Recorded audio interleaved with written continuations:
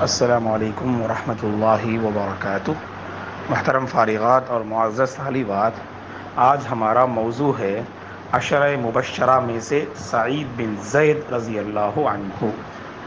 سعید بن زید رضی اللہ عنہ کی کنیت ابو الاعور تھی، حمزہ عین واو را، ابو الاعور۔ بعض نے کہا کہ آپ کی کنیت ابو ثور تھی، ابو ثور، لیکن راجح ابو الاعور ہے۔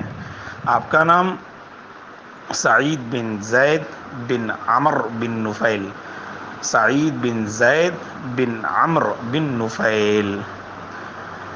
جب ہم آپ کی زندگی کو پڑھتے ہیں تو اکثر مورخین نے آپ کی زندگی میں آپ کے والد محترم کا نمایاں کردار پیش کیا ہے۔ وہ اس طرح سے کہ زید بن عمر صحابی تو نہیں، کیونکہ بعثت سے پہلے ہی ان کا انتقال ہو گیا، لیکن آپ کے والد محترم زید بن عمرو بن نفیل کی خصوصیت اور خوبی یہ تھی، سبحان اللہ، کہ زمانہ جاہلیت میں دین حنیف پر یہ قائم تھے۔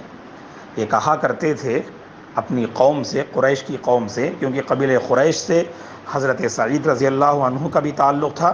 آپ کے والد محترم خاندان قریش کے ایک عظیم فرد تھے، تو آپ کہتے تھے اپنی قوم سے، یا معشر قریش واللہ لا آکل ما ذبح لغیر اللہ، اے قریش کی جماعت، اللہ کی قسم میں وہ جانور نہیں کھاؤں گا جو غیر اللہ کے نام پر ذبح کیا جائے، اور یہاں پر میرے علاوہ کوئی دین حنیف پر قائم نہیں ہے، یہ آپ کہا کرتے تھے۔ اور آپ کے حوالے سے، یعنی آپ کے والد محترم زید بن عمرو بن نفیل کے حوالے سے اہل علم نے اس معاملے کو بھی لکھا ہے۔ ایک مرتبہ وہ مکہ سے سیریا گئے، سیریا میں ایک یہودی عالم سے ملاقات ہوئی، اور دل میں تڑپ رکھتے تھے زید بن عمرو کہ کوئی صحیح اور برحق دین معلوم کر لیں۔ آخر کار میں تو ایک اللہ کی عبادت کی طرف ان کے اندر جذبہ تھا، کبھی انہوں نے نہ غیر اللہ کے آگے سجدہ کیا، نہ غیر اللہ کی پوجا پاٹ کی۔ پوری زندگی زید بن عمرو سبحان اللہ زمانے جاہلیت میں رہ کر، بت پرستی کے ماحول میں رہ کر، آپ نے کبھی غیر اللہ کے لیے نہ سجدہ کیا، نہ ان کی پوجا پاٹ کی، لیکن تلاش کرتے تھے کہ کوئی دین جس کو ہم دین کہہ سکیں وہ مل جائے۔ تو نکلے مکہ سے سیریا، اور وہاں یہودی عالم سے ملاقات ہوئی۔ گفتگو کے دوران انہوں نے کہا، یہودی عالم نے، کہ جس دین کے تم متلاشی ہو وہ دین حنیف ہے، الحنیف، انہوں نے کہا۔ اور اسی طرح اس کے بعد ایک عیسائی عالم سے ملاقات ہوئی، اس نے بھی یہی بات کہی، جو برحق دین تم چاہتے ہو وہ فی الوقت دین حنیف ہے، یہ اس طرح کہا۔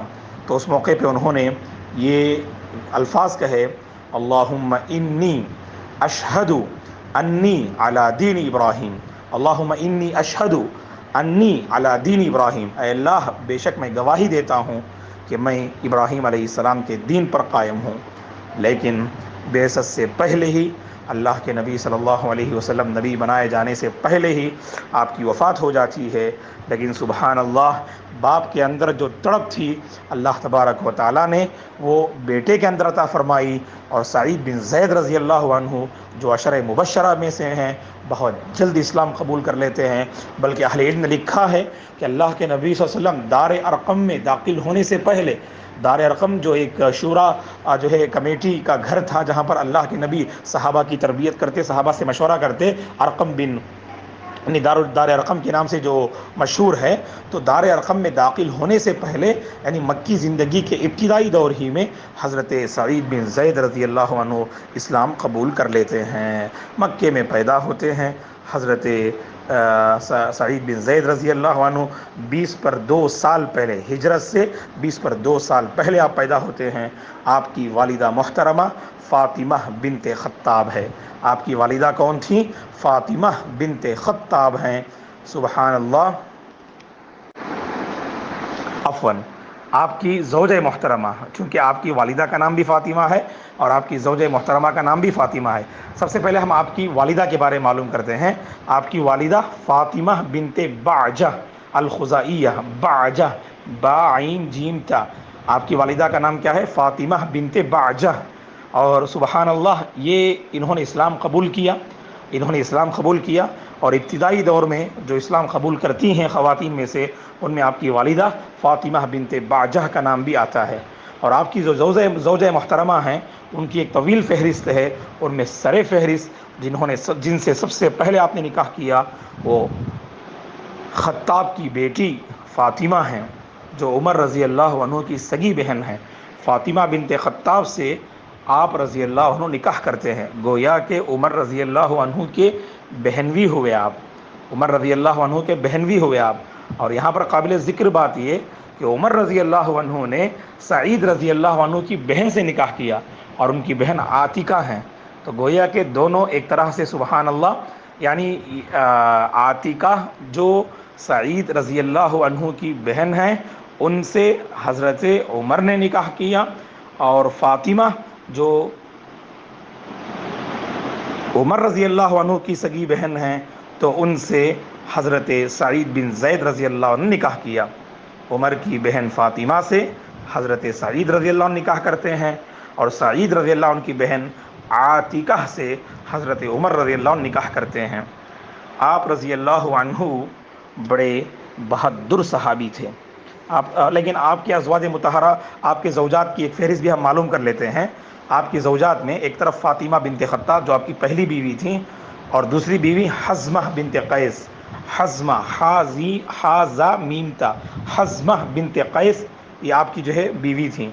ایک اور بیوی آپ کی امامہ بنت دجیج، ایک اور بیوی تھی آپ کی امامہ بنت دجیج، دال جیم یا جیم دجیج۔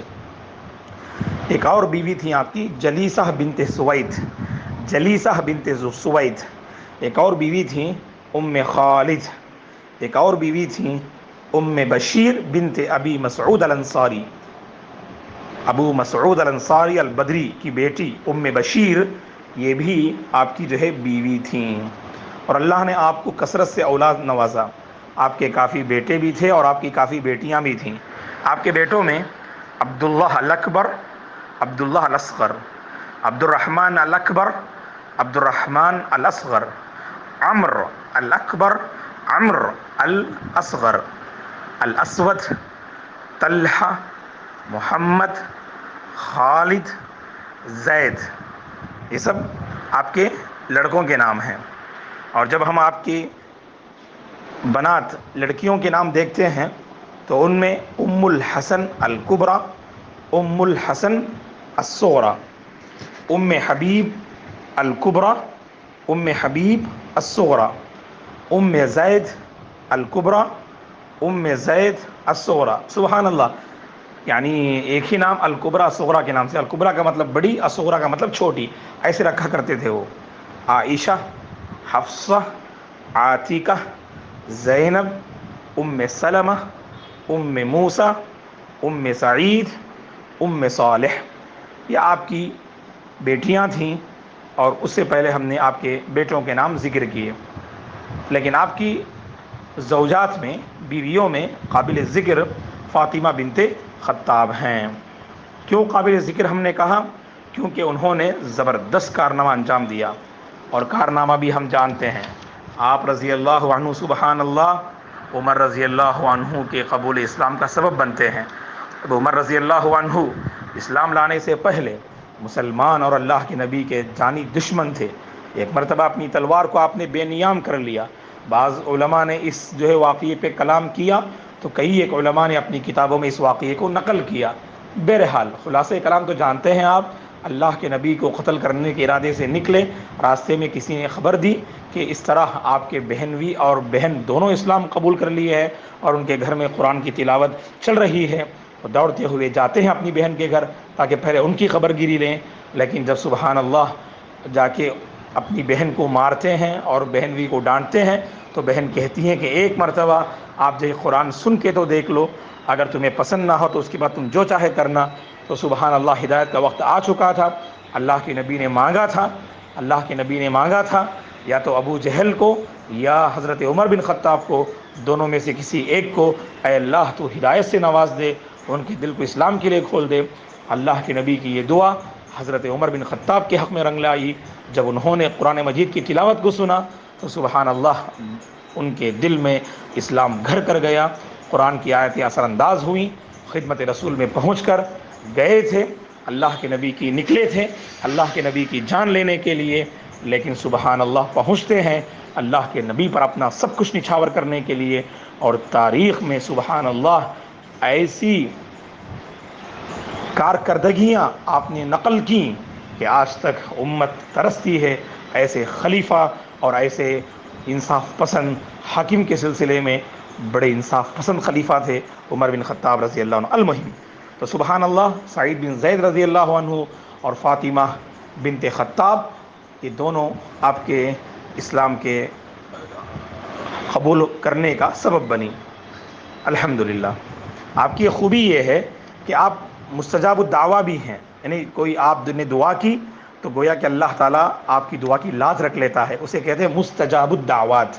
مستجاب الدعوات کا مطلب ایسا بندہ جب دعا کرے تو اللہ دعا کی لاج رکھ لے۔ ایک واقعہ نقل کرتے ہیں اہل علم کہ عروہ بنت اویس نامی ایک عورت مروان بن حکم کے پاس شکایت کی کہ سعید بن زید رضی اللہ عنہ نے میری زمین کو ناحق ہڑپ لیا۔ مروان بن حکم نے سعید بن زید رضی اللہ عنہ کو طلب کیا اور پوچھا، اے سعید کیا تم نے عروہ بنت اویس کی زمین کو ہڑپ لیا؟ تو کہا سعید رضی اللہ عنہ نے، کیا میں کسی کی زمین ہڑپ سکتا ہوں جبکہ میرے ذہن میں اللہ کے نبی کی یہ حدیث ہے، اگر کوئی بندہ ناحق کسی کی ایک بالشت زمین بھی اگر ہڑپ لے تو اللہ تبارک و تعالیٰ اس کو سبحان اللہ 7 زمینوں کی توق اللہ تعالیٰ پہنائیں گے، 7 زمینوں کی بیڑیاں اللہ جو اس کو پہنائیں گے۔ کیا مجھے یہ حدیث یاد نہیں؟ اور پھر آگے کہا آپ نے، اگر یہ جھوٹ بول رہی ہے، اے اللہ اگر یہ جھوٹ بول رہی ہے تو اس کو تو جو ہے اندھی بنا دے اور اس کی خبر کو کنویں میں کر دے، اس کی خبر کو کنویں میں کر دے۔ 2 آپ نے جو ہے وہاں پر بات کہی، اے اللہ اگر یہ جھوٹ بول رہی ہے تو اس کی آنکھ کی روشنائی تو لے لے، اس کی بینائی ختم کر دے، اندھی بنا دے، اور اس کی خبر کو اس کے کنویں میں کر دے۔ اور مورخین نے لکھا کہ وہ عورت اندھی ہوتی ہے، نابینا ہو جاتی ہے، اور چلتے چلتے راستے میں کنویں میں گر کر وہی انتقال کر جاتی ہے اور وہی اس کی خبر بھی بن جاتی ہے۔ تو اس طرح جو ہے آپ مستجاب الدعوات ہیں، اہل علم نے لکھا ہے۔ اور آپ بڑے عظیم اور بہادر جو ہے صحابی تھے۔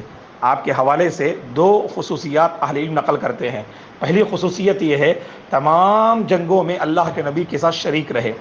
تمام جنگوں میں، بعض نے کہا کہ بدر میں آپ شریک ہوئے، بعض نے کہا کہ بدر میں کسی وجہ سے شریک نہ ہو پائے، یہ کچھ اختلافی مسئلہ ہے، اور تقریباً جنگوں میں آپ شریک رہے۔ جنگ یرموک میں بھی آپ شریک رہے، اس کے بعد خلفائے راشدین کے دور میں جو اہم جنگیں ہوئی ان میں بھی آپ نے ساتھ دیا۔ تو سبحان اللہ آپ کی خوبی یہ ہے کہ جنگوں میں ہمیشہ صف اول میں رہا کرتے تھے۔ صف اول کا مطلب دشمنوں سے ڈٹ کر مقابلہ کرنے کے لیے جو بہادر صحابہ پیش رہتے تھے، ان میں سعید بن زید رضی اللہ عنہ کا نام بھی آتا ہے۔